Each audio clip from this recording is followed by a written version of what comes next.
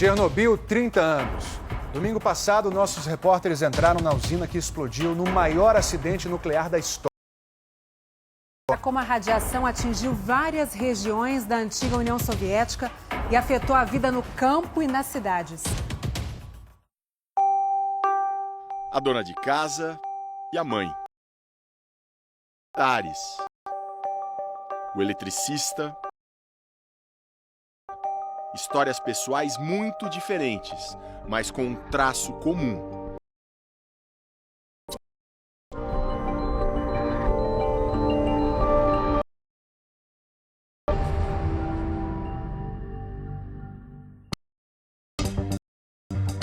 Na madrugada de 26 de abril de 1900, depois que um teste de equipamentos deu totalmente errado, toneladas de material radioativo vazaram.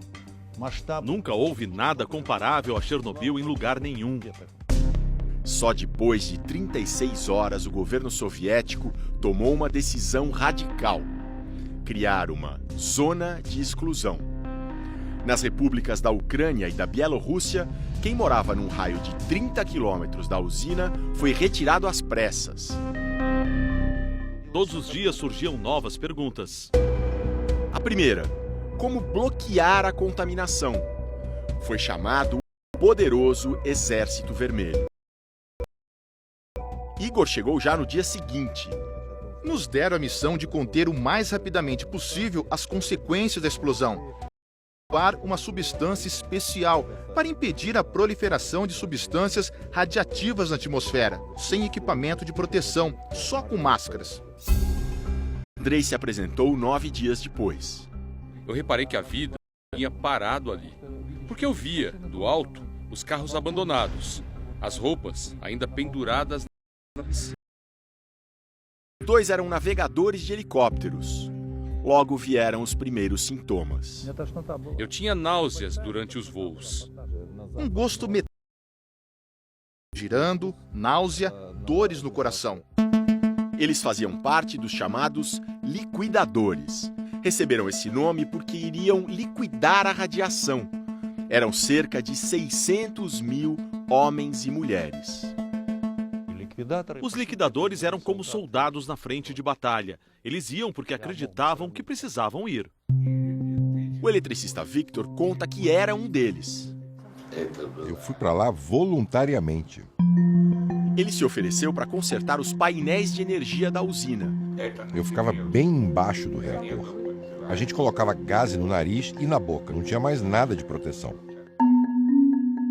Enquanto tudo isso acontecia na Ucrânia, do outro lado da fronteira, a Bielorrússia sofria em silêncio. Saindo de Kiev, capital ucraniana, nós vamos para lá. Mas não é fácil conhecer esse lado esquecido da história.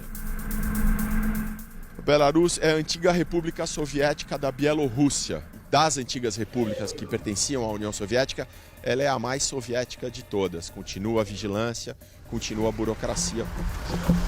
Na fronteira, filas imensas e um controle muito lento e desconfiado. Ficaram olhando com lente de aumento meu passaporte 500 mil vezes. Demorou, mas passamos. São mais 7 horas pelas planícies infinitas de Belarus, que tem o tamanho do Paraná e cerca de 10 milhões de habitantes. O presidente Alexander Lukashenko é o mesmo há 22 anos. E a arquitetura da capital, a desolada e limpíssima Minsk, mantém o estilo monumental soviético. Num bairro sossegado, trabalha o doutor em ecologia Alexei Nesterenko, filho de Vassily Nesterenko, um físico que se destacou na época do acidente. Meu pai era um dos maiores especialistas da União Soviética em energia nuclear.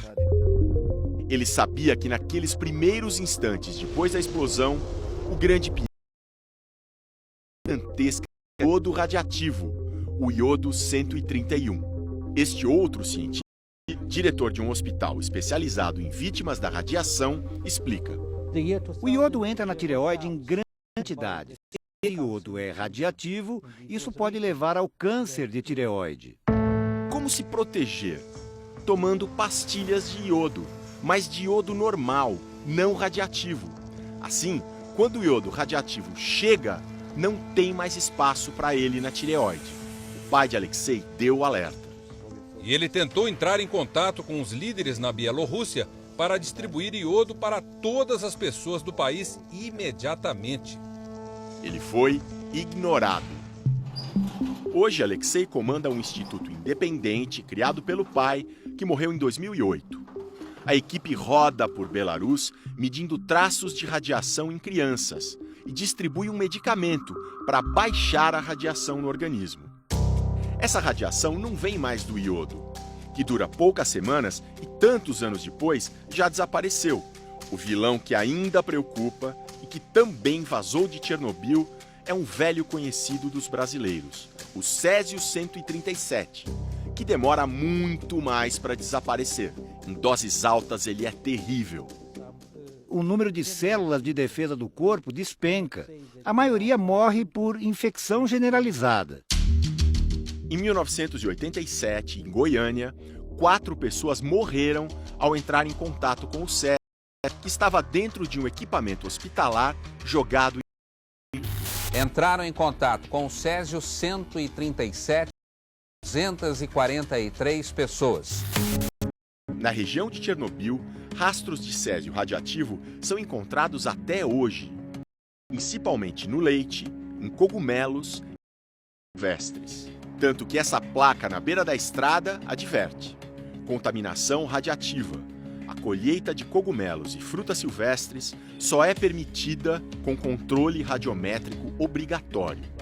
Você faz sopa de cogumelos para você e para o seu filho, e esses cogumelos estão radiativos. Você faz isso uma vez por semana, pelo resto da sua vida. Aquilo se acumula. E como saber quanto acumulou? Agora o pessoal do Instituto vai fazer uma medição da radiação total no meu corpo. O resultado sai rápido. Deu menos de 3. A unidade é becquerel por quilograma. Mas importante é o número 3. Tem crianças que eles medem no interior aqui de Belarus que tem 375. É para o interior que nós vamos, para a área mais contaminada, a zona de... outra maratona de burocracia. Apareceu mais uma taxa para pagar. Passamos 3 horas numa repartição, até que a liberação vem. A exclusão de Belarus é...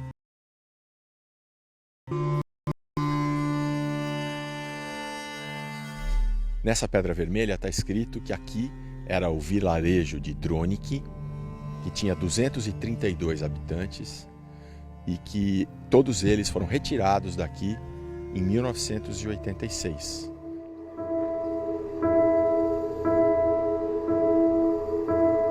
Como a população foi embora, os animais tomaram conta.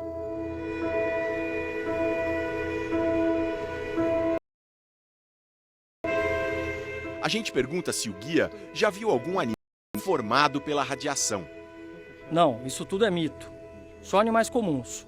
Lobos comuns, alces, javalis, renas. O clima é de sossego e foi em busca disso que muitas pessoas tiradas daqui por causa do acidente acabaram voltando. Aos 83 anos, este veterano de guerra vive sozinho. Quando Chernobyl, nos tiraram daqui, simplesmente expulsaram.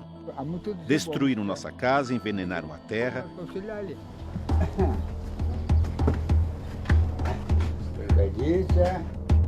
Ele mostra com orgulho o retrato de suboficial do exército. O vilarejo do Sr. Piotr se chama Sabali. Não fica mais dentro da zona de exclusão, mas é bem do lado. Chegou a ter 10 mil habitantes. Hoje só restam uns 30. Entre eles a Dona Evdokia. Quando Chernobyl explodiu, ela já morava aqui. Por causa da contaminação, foi transferida pelo governo para o outro extremo do país. Mas anos depois, o coração falou mais alto. Eu tinha saudades, queria vir para casa. Nessa vila eu me casei, meu marido morreu e me mudaram para outro lugar, mas eu voltei. A filha voltou também, para cuidar da saúde da mãe. Disseram que a radiação iria afetar os ossos. Isso é muito comum por aqui, atribuir as doenças à radiação. Mas qual será realmente o mal que a radiação de Chernobyl causa e ainda pode causar? Na verdade, ninguém sabe ao certo. Tanto que, no aniversário de 20 anos do acidente, as Nações Unidas soltaram esse documento aqui, um estudo chamado Fórum de Chernobyl. Foi uma bomba que caiu sobre a comunidade científica. Acho que esse documento apresenta só a metade da verdadeira dimensão da tragédia.